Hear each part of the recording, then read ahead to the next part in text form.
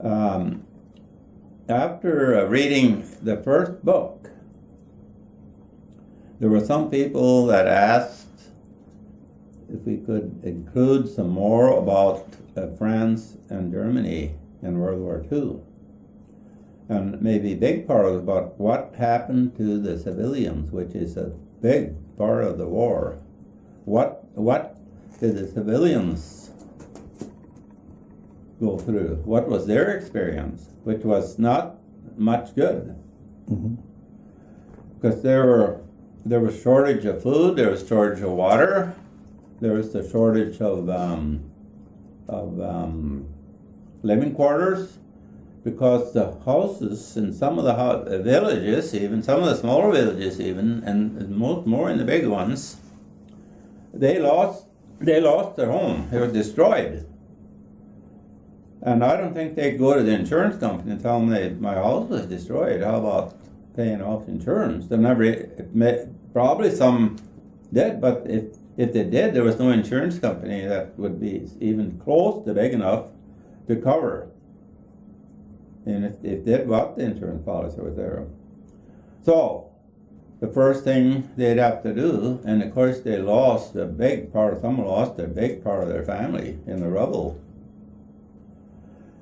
So what I saw most was the lines of refugees that left the area where the heaviest fighting was, where there was artillery bombing and airplanes strafing and that. So they would leave and they'd start.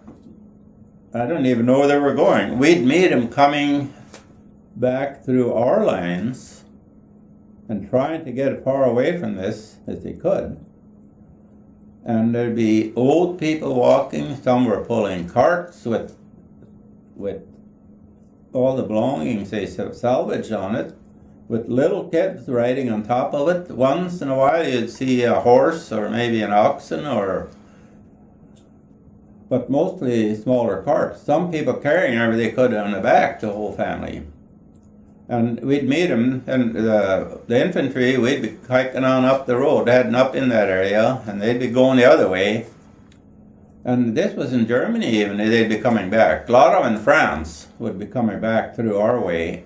Probably many of the civilians would probably come back our way because they sort of thought that the Americans will keep advancing. They'll keep in further and further and further in. So if they could get through behind our lines, they probably were in better shape because they figured the war was practically over there. And I've seen once in a while, you could see out in the woods, be a big encampment set up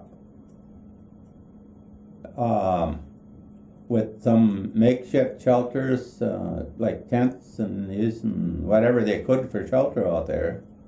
And how they survived, because it was still cold. It's during the wintertime a lot of times, you know.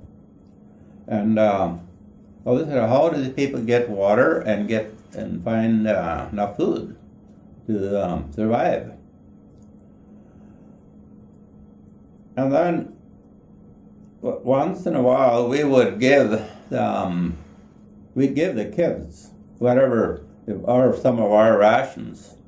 If we had anything that we could give them, we'd give some of the kids. Didn't make a difference if they were French or German or who they were. We didn't particularly care. They were just kids, you know. They weren't wearing a uniform at any time. So whatever, we helped some of the civilians if we could. And I remember maybe one time, and I can't remember where just one fellow in our squad or our platoon, how he'd found all this German money, marks. There was a pretty big bales in there. And he had quite a stack of it. He probably, I can't remember just where he got it. We captured a German company before they were getting paid, and the fellow was doing the paying. I still had all the money. He hadn't distributed yet. So we got, I don't know how much money in marks. And that was a big stack of it out there. So anyway, during this time when we were dealing with these prisoners and that, we went through their packs. And one of the guys found that money in the guy's pack, and evidently it was the paymaster. And the civilians in that town, there was Stuttgart, Germany. When things quieted down, the civilians started gathering around. They were curious to see what was going on. They just kind of coming in there. And it was a little bit windy that day, and this guy took this whole stack of bills and he threw it right up in the air. Money going all over in the wind, and the civilians just went wild. They were running around picking up all these bills. I don't know, there's a lot of money in there because the whole company of German soldiers probably, I don't know how much they got paid. But boy, was there scrambling.